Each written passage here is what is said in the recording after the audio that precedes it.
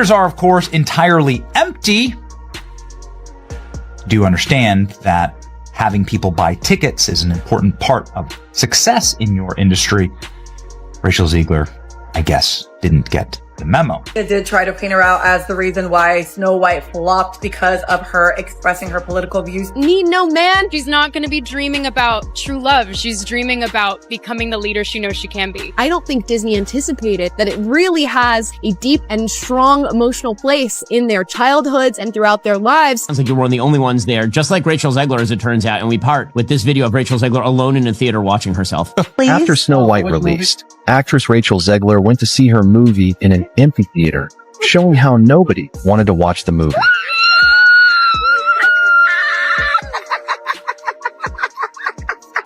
Rachel Zegler just took another hit. And this one's not some harmless meme or Twitter clapback. It's the real deal, live on stage in front of rows and rows of empty seats at a London theater. After the whole Snow White chaos, she was betting big on her stage debut in Evita to fix her image. But spoiler alert, it's crashing even harder than her last movie. Ticket sales are in free fall, and trust, she knows it. You can see the stress all over her face during interviews. This ain't stage fright, it's pure regret. Those bold takes she made about Snow White? Yeah, people aren't letting that slide. It's still haunting her like a bad headline that won't go away. Now, if you missed it, Rachel's playing Eva Peron in the West End revival of Evita at the iconic London Palladium. This isn't just any gig, it's huge. We're talking 2,286 seats, Andrew Lloyd Webber and Tim Rice level legendary. But here's the shocker. Entire sections of the theater are just sitting there totally unsold. Reports say over 74% of the seats are still wide open. And get this, some tickets are selling for just $29.50. That's insanely low for a show of this scale. And still, crickets. Even the expensive seats aren't moving. Meanwhile, over on TikTok, the drama keeps rolling. A clip from the Met Gala shows Rachel getting tons of love in the comments, while Gal Gadot, who literally stayed out of the mess, is somehow catching heat. Make it make sense. Did try to paint her out as the reason why Snow White flopped because of her expressing her political views, even though her co-star, who I shall not name, also had shared her political views. She still got invited to the Met Gala, but she will not be attending. And yet somehow, Rachel's the one stuck with a theater that barely anyone wants to step foot in. It's like the whole internet flipped upside down. So I had to see it for myself.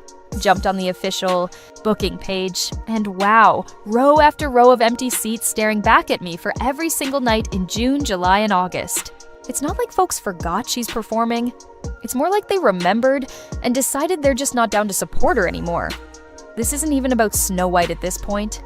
It's personal. People still haven't moved on.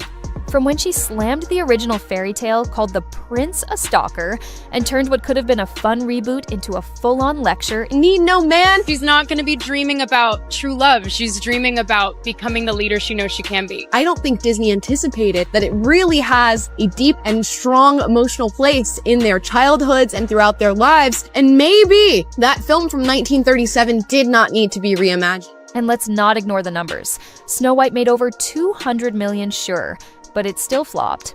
Why? Because Disney reportedly dropped nearly $600 million on production, reshoots, and promo. That kind of loss is no joke. It was so brutal. Disney quietly put their Tangled remake on ice. Word is it was going to be even more modern and politically loaded. Action Rapunzel is officially happening, and Florence Pugh will allegedly play Rapunzel. And while she seems like the perfect choice for the role because of how much they look alike, people in the comments had a lot to say. From some saying that the movie's ruined already, to others saying scrap it altogether, to most people complaining that Florence is too old to play the role and Rapunzel's supposed to be 18. Which in my opinion is a ridiculous statement because Florence is in her 20s and she could easily pass for Rapunzel. So here's the real deal. This flop isn't just about one play. It's exposing something way bigger. Rachel Zegler is fast becoming the cautionary tale no one in Hollywood wants to talk about. Studios bet big on her after just one major role, West Side Story, trying to make her Disney's new Golden Girl. But the audience, they never bought in. And now, after Snow White bombed and her theater gigs can't even fill seats, the message couldn't be clearer. Fans want the real deal, not some diva attitude. And theater? It doesn't lie. You can't cut around a bad turnout. You can't slap on a filter. If no one's buying tickets, you're up there performing for empty chairs. It's brutal. Wild how the same industry that can sell out Hamilton in seconds can't even fill half the seats for Evita, and it's starring Rachel Zegler.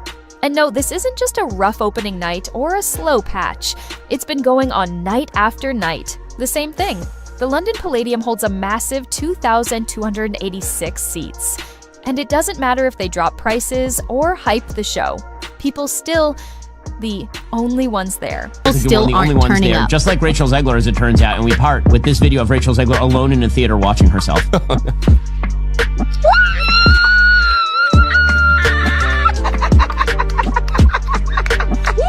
One of the most unlikable humans. That ever. Is sadder than when the original Snow White eats the apple. And here's the wildest part. Word is the production had already made around $4 million in ticket sales before they even announced Rachel as the lead. So what happened? If all that money came in early, why are there still full rows left wide open now? Fans are starting to talk. They're pointing it out, calling out the drop in energy since her casting. This isn't just about numbers. It's about connection. And right now, Rachel's not giving the crowd a reason to care. Reddit's already lighting up with threads asking if that 4 million pre-sale figure was just a PR stunt to fake hype and boost buzz. And honestly, it's not adding up. If that much was sold early, how is it still this easy to grab front row seats? Something's off. That's the cold truth. Film studios can fake success with trailers and fancy editing, but theater doesn't lie. Rachel can't just pop into the premiere crowd, smile for the cameras, and act like she's one of the fans. This time, nah, this is live. She's on that stage facing rows of empty seats. You can't spin that. That kind of silence, it's the kind of embarrassment even the best Hollywood PR machine can't bury. What's wild is how the studios keep pushing her hard. At this point, it's looking less like confidence and more like straight-up denial. Execs, acting like if they plaster Rachel on enough stages, screens, and talk shows, we'll all magically fall in love with her. Spoiler alert, that's not how this works. You don't just force a fan base into existence. And Rachel's not the first one Hollywood tried to fast-track into stardom. Remember Sam Worthington, Jai Courtney, big money, big roles, but the audience just didn't vibe with them. You can't teach charisma. You can't buy loyalty. You have to earn it. And what makes this worse, Rachel hit that stage right after the Snow White backlash. She was already walking on thin ice. Jumping into live theater right after that, it's like stepping onto a tightrope barefoot, blindfolded, and with your shoes untied. Some folks point to Rachel's Broadway run in Romeo plus Juliet and say, hey, that was a win. It reportedly pulled in $7 million. But that was before she became the poster girl for all things messy in modern Hollywood. Now, when fans see her name in lights, it's not, wow, a star. It's more like, ugh, here comes another Disney-style lecture in disguise. And that's the real shame. Rachel might actually have talent, but this isn't just about talent anymore. It's about timing, attitude, and whether people even want to hear from her. In live theater, there's no hiding, no take two. If the crowd's not feeling you, you feel it every single night. That silence, that's real. Now look, this isn't some cancel culture rant. No one's saying Rachel's a bad person, but facts are facts. Her public image has been shaped way more by her own interviews than by any role she's played. That whole vibe she gives off, like she's talking at people instead of to them, feels cold, dismissive, and a little too preachy. And yeah, people are tuning out. A fan even posted on TikTok about meeting Rachel in real life. And let's just say, it didn't help her case in East Housing. Amelia Salado. So I actually met Rachel Zegler in New York after her Broadway show performing Romeo and Juliet. And let me just say, I have a couple opinions on her after meeting her in person. First, I will say I completely understand how people took what she said about Snow White and how she promoted that and just took it negatively, because I did too. Like, I genuinely did not like the way that she was talking about her character and stuff. But I have to say that in person, oh my god, she is so sweet. And not only that, she is ridiculously talented. Like, in that show, her singing actually blew me away. I've never heard anyone sing that well in person. I can't explain it. It was just amazing. I know there are some clips on TikTok where people secretly record the show. I highly recommend you guys go watch that because her riffs were insane and she only had like one singing part, but that was my favorite part of the entire show. She's genuinely really talented and a nice person. I just think that the way that she talks and the way that she presents herself to the camera does not always bode well with people. But that doesn't make her a bad person. So yeah, that's my unpopular opinion on her. The vibe? Ice cold. Nothing like the warm, charming energy fans were hoping for. But somehow, the media keeps pushing the rising star narrative. Golden Globe winner, Hollywood sweetheart. Come on now, this feels more like old school PR trying to clean up a mess that's already 6 feet deep. Her last big role in the Hunger Games prequel? It was fine, but let's be real. That movie could have sold tickets on autopilot. The franchise name alone brings in crowds. People showed up for Hunger Games, not for Rachel. And yet, Hollywood keeps backing her like they've doubled down and can't walk away. Because if they admit she wasn't the right fit for Snow White, or that audiences just aren't connecting, it's not just Rachel's image that takes a hit, it's theirs too. It's the execs who backed her. They're the ones feeling the heat now. Big names like Spielberg, who reportedly pushed for Rachel to land Snow White in the first place, have gone silent. No public support, no damage control, nothing. It's like they're crossing their fingers and hoping this whole mess fades away without a sound. More to do with Gal Gadot calling out Rachel Zegler and putting her in the hot seat, as well as Disney when bringing up the production issues for Snow White. Now, Gal delivered the following. The most important thing when you are working on a film is teamwork, and when you have characters like the Evil Queen and Snow White, you expect teamwork to play a role in the creative process when you are trying to put something special together. We didn't really have teamwork, and there were many setbacks that we had to deal with during this entire process, and I just found that to be very exhausting. When you are acting, you expect your co-stars and the creatives to go all the way and to support each other, and we just didn't meet those expectations. While behind the scenes, there's more smoke. Word is, Gal Gadot, who co-starred in Snow White, wasn't just frustrated by the public backlash, but also by the messy vibes on set. Reports say she's been venting privately about the lack of professionalism during filming. She hasn't dropped any names, but come on, who else is she talking about? And that's the bigger problem. Rachel might have the voice. She's got the look. But what she doesn't seem to have is the key ingredient: connection. In Hollywood, it's not just about reading lines. It's about earning trust, respecting the audience, showing up humble, especially when you're stepping into roles people grew up loving. But instead, Rachel came out swinging, mocking the classics, clowning on fan favorites, calling legendary fairy tales weird, and fans, they remember that. That's why, even though she's got talent, her stardom just doesn't feel real. It feels forced, manufactured, like someone trying too hard to make fetch happen. It's not growing naturally. It's being shoved into the spotlight. And the saddest part? She's not the only one paying the price. Every actor, every crew member, every creative who poured their time into Snow White now has to wear that flop label, too. All because of one person's attitude. That's why studios are switching tactics. Not by canceling Rachel Zegler outright, but by slowly fading her out of the spotlight. It's like the Hollywood version of ghosting. 1 minute, you're the face of a major reboot, and the next, you're just gone. She might still pop up at award shows or do a press junket here and there, but let's be real. The star machine is hitting the brakes fast, so what's the real takeaway here? Rachel's career isn't dead, but it's definitely been put on pause. And not because she bombed one role or lacked talent. Nope. It's because she skipped over the most important rule in the game. The audience decides who wins. Not the headlines, not the studio execs, the fans.